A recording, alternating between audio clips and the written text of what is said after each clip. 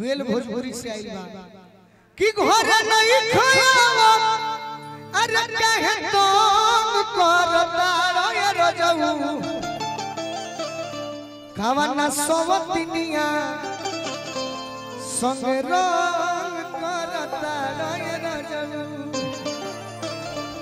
एगो और गाना आई बा दिल हो हमार बाकी अरे तोहरे नुगम बा तोहरे नुगम बा याद को के जियो तनी अतने कहो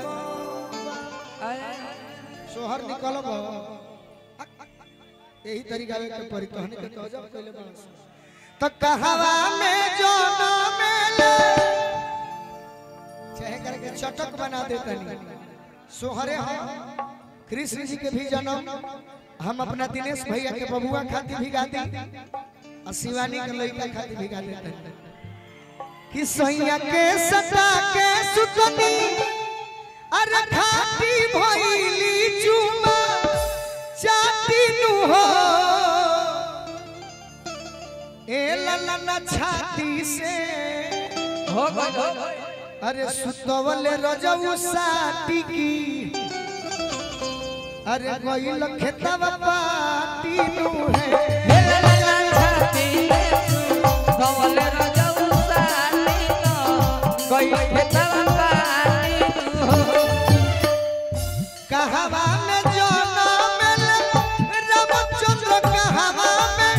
कौन होइया जन्म है कहवा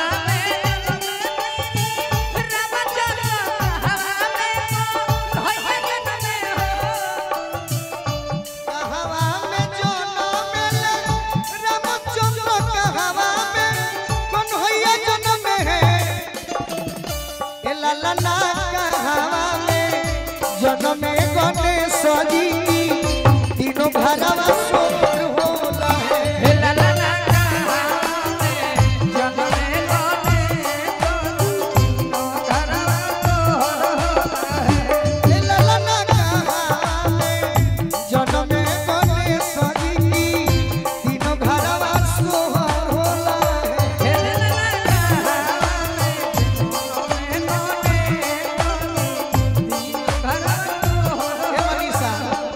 तनी मनी लास्ट गीत बा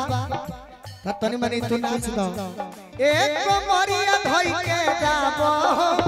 ए बबुआ के पापा एक मरिया धई के जाबो ए बबुआ के पापा आम के बोलावे नी दया नहीं आवे आम के बोलावे नी दया नहीं आवे गब्बर शेख वार्ड नंबर 17 से जिला पंचायत पद के प्रत्याशी मां वैष्णवी फिल्म सेंटर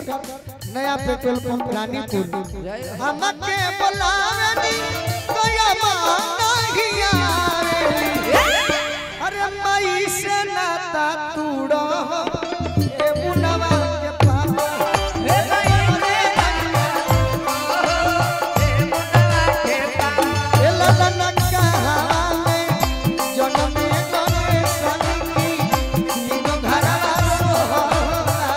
हे ललना कहवा में जन्म गणेश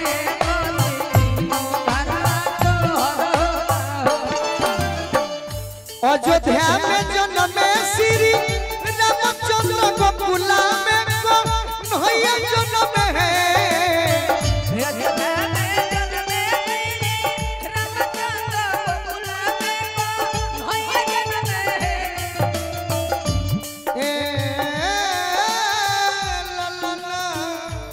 ए ललना पर्वत पर ए ललना पर्वत पर जन्म गणेश जी की तीनों घरवा सोहर होला है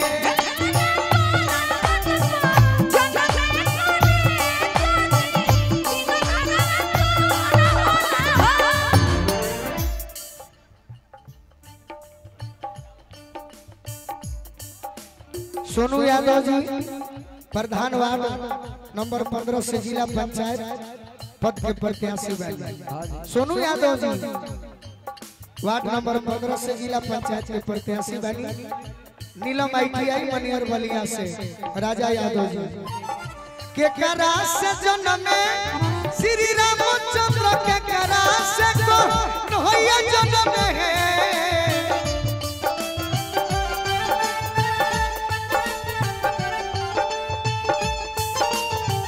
हे बाबा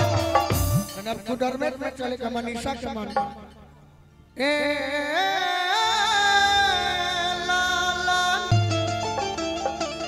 ए लाला के करा से अरे जन्म कोने साजी की तीनों घर सोहर होला।